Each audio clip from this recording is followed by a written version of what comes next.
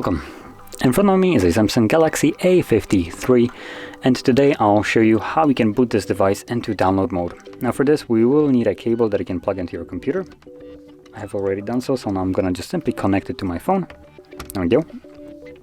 And once it's connected, you will want to turn off your device. So let's pull down our notifications, tap on the power key right here, select power off, and then tap on it again to initiate the power off. Now before I do so, I'm going to quickly tell you that once the device turns off, which is indicated by the vibration, you want to immediately start holding power key and volume down, so that will boot us into recovery mode. So there we go, there is the vibration, so I'm going to start holding.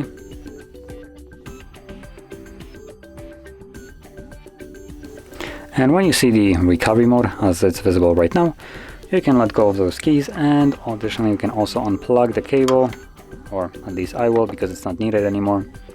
And now using volume keys to navigate, so volume down will go down. You want to select the second option, obviously, which is Reboot to Bootloader.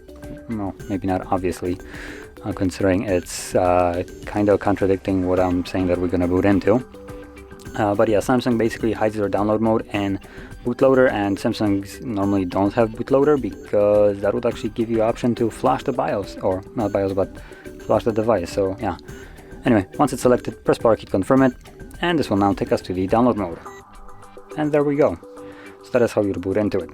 And once you're done with it and you want to leave it, as you can see, it tells us to hold volume down and power key for more than 7 seconds. This will initiate a restart of the device. So let's do that right now. Power volume down.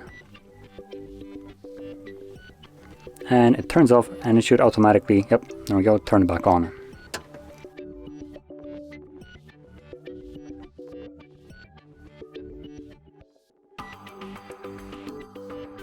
And as you can see, we are now back in Android. So if you found this video helpful, don't forget to hit like, subscribe, and thanks for watching.